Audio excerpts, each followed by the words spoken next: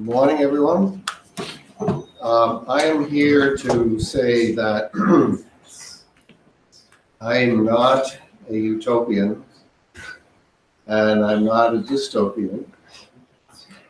And I believe that our technology should serve us rather than the reverse.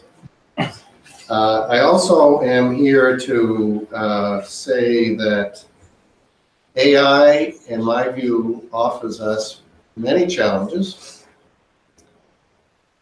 but that we can meet these challenges, and that we are not the first to address challenges of this kind.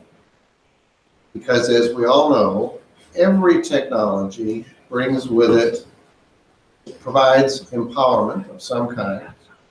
With an automobile, we can drive great distances at high speeds.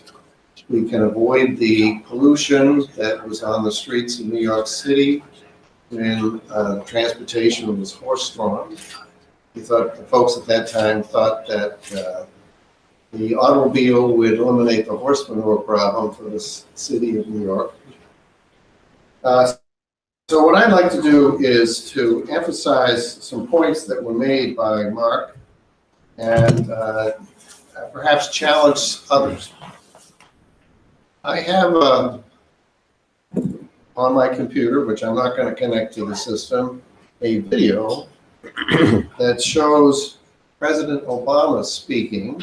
It looks just like President Obama speaking, but the words that are put in his mouth are Jordan Peele, who's a comedian.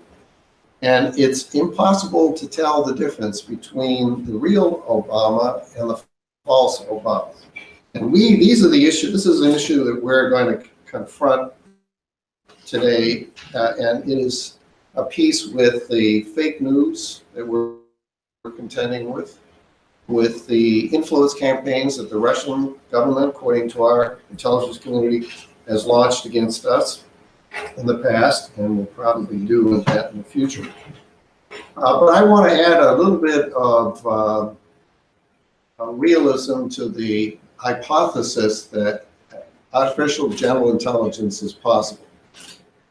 When we talk about intelligent computer systems, what does that mean? The first version of an attempt to build an artificial computer mimicking human memory was called a perceptron. And you took voltages, values, and you supplied them to neuron-like devices which would sum up those values, perhaps weighted with values on the edges, and then would produce a result. And when the folks who introduced the perceptron analyzed it, they found, well, it had very limited capabilities or important functions it could not learn. So as a result, neural nets in the form of perceptrons just disappeared from the horizon until people decided, well, let's revisit this subject, and let's now have not just inputs in one level of neurons, but let's have multiple levels of neurons. So the first layer of neurons supplies input to the second layer. The second layer of neurons supplies input to the third. And then let's train it. And train it by adjusting the weights on the edges that carry signals from one neuron to the next. Sounds great. And some amazing results have been produced. There are these types of neural networks they call generative adversarial networks, where you have two neural nets, one of which generates examples, for example, examples of photographs. You have another one that's designed to discriminate between these, and it's like a competition is set up of the kind you would have where you have a counterfeiter who's trying to produce more authentic bills, and you have the police chasing the counterfeiter down. And so there is a system set up that works and will produce very unusual results. It looks very powerful. But I'm not only these days do I do cybersecurity policy and technology, I am also a theoretical computer scientist. And we have a theorem that says if you have a circuit, we call this layer of neurons a circuit that has some fixed depth, 3, 4 layers, for example, and you try to realize functions with these neural nets, the number of neurons that you will need will grow exponentially with the size of the input. What is exponential growth like? Well, if exponential is illustrated by 2 to a power, 2 to the power 10. In other words, you multiply 10 by itself, 2 by itself 10 times is 1,024. If you raise 2 to the power 20, that's equivalent of squaring 2 to the 10, and 1,024 is over a million. And if you raise 2 to the power 30, so the exponent is only going up from 1 to 2 to 3, the number is over a billion. That illustrates exponential growth. So my point is, these neural nets have a limit on what they can do with a bounded amount of resource. In fact, I'll tell you a story. In the early 70s, there was a movie on television. It was called The Forsyth Project, as if I remember it correctly. And it was a story where Mr. Forsyth had a computer designed, had a computer that was manufactured for the U.S. government. It was the most powerful computer in the hands of the United States government. The Forbin Project. Forbin, here, thank you. And so was it Mr. Forbin's machine? Okay. And so Forbin, his computer spoke to him and said, "There's another computer like me." And Forbin says, "No, that's not the case." He says, "Yes, there is." And he identifies the computer. And then he says to his master, "I want to be connected." And his master said, "I'm not going to connect you." So he was attached to missiles, and he launched missiles. And the consequence was the connection was made. And then you saw this data moving back and forth. And I said to my wife, "This is impossible because of a theorem that I proved."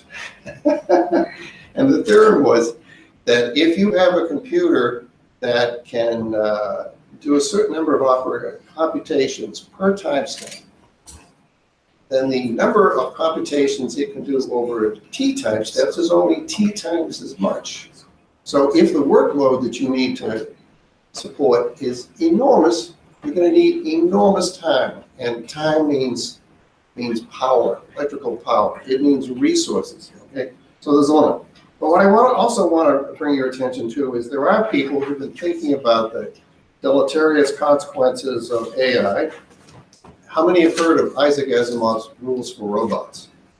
There were 3 rules for robots. Rule number 1, a robot may not injure a human being or through inaction allow a human being to come to harm. 2, a robot must obey orders given to it by human beings, except where such orders would conflict with the first law. 3, a robot must protect its own existence as long as such protection does not conflict with the first or second law. And it isn't just Isaac Asimov's thinking about this. UNESCO in 2005 articulated what they call the precautionary principle, which I'll read to you. When human activities may lead to morally unacceptable harm that is scientifically plausible but uncertain, action shall be taken to avoid or diminish that harm.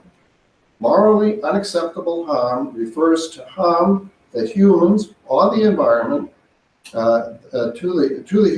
harm humans or the environment that is threatening to human life or health, or serious and effectively irreversible or inequitable to present or future generations, or imposed without adequate consideration of the human rights of those affected. Great. So that's what that illustrates is we humans have been thinking about the deleterious consequences, the unintended consequences of purposive social action, to quote Robert Burton. That was the title of his paper in 1936 on the unintended consequences of purposive social action. We should all be mindful of that when it comes to these technologies. You heard Mark cite LAWS. LAWS is an acronym. Max. Sorry, I was speaking to the mic. I said that. Right. Okay, Max, sorry. The law, the lethal laws is an acronym for Lethal Autonomous Weapons Systems. There is a little factoid you may not be aware of. Last year, the UN convened a government group of experts on this subject, the lethal autonomous weapons systems. They have met twice. And why are they meeting? Because and the nation states, US, China, Russia, Israel, we now know we can put up drones and that they can be carrying weapons, but more than that, that they can have facial recognition capability and other capabilities and can be used to kill people. They may be militants, they may not be. What's interesting is what is a lethal autonomous weapon is not clearly defined. The Chinese have put forth a definition, which I think many of us would agree is not sufficiently comprehensive. It gives them ups. We are going to now, we're entering a phase which is the governance phase of these autonomous robots. And we're going to have to solve some really hard problems. This kind of thing has been underway in the arena of internet governance, where we're trying to establish norms. There have been 5 committees of government groups of experts on information security that have been convened. 4 of the 5 have produced interesting results. The 5th one was inconclusive. But we're going to see a lot more of this. This activity requires the participation of political scientists, of social scientists, of psychologists, and it's going to require computer scientists and mechanical engineers, I'm sure, and the military. And you're going to have to, all of us are going to have to think deeply about these issues, and it's going to be very challenging. We, in my opinion, can keep these machines under control. In fact, we have to keep these machines under control. I do not feel that if I build a robot that captures all of me, that is the equivalent of having grandchildren. Thank you.